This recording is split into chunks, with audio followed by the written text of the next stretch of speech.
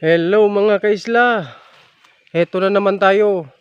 Panibagong araw, panibagong video na naman ang ating gagawin.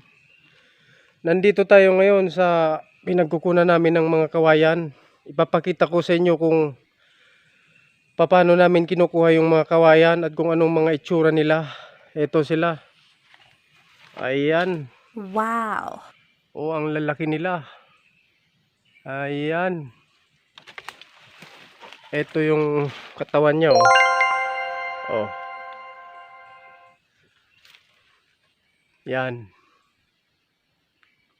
Ang tataas nila. Mga matataba sila. Oh. Ito yung pinagkukunan namin. Ayan. Itong mga malalaki na to, mga oversize sila. Kaya hindi na sila nakukuha.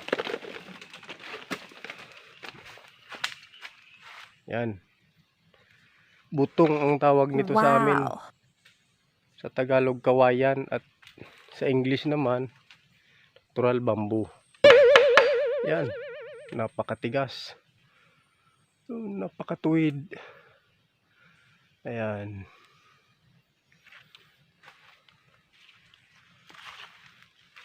Ito. Yun.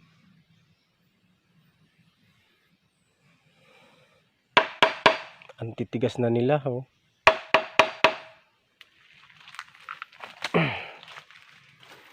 Ito. Tingnan nyo mga idol. Ayan. Wow. Napakatigas na niya.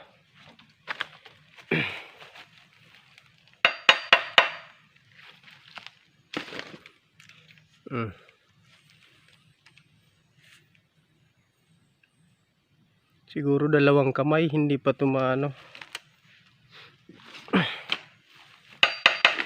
Laki. Subukan nga natin yung tigas niya.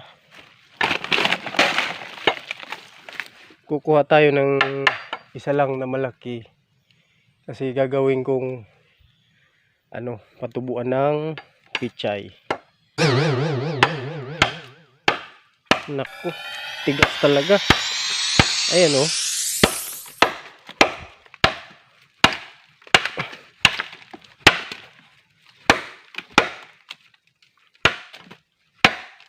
Makapal yung niya.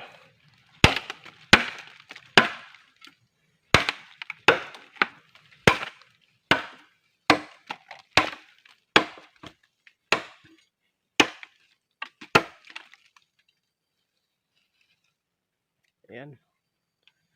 Napakatigas na nito.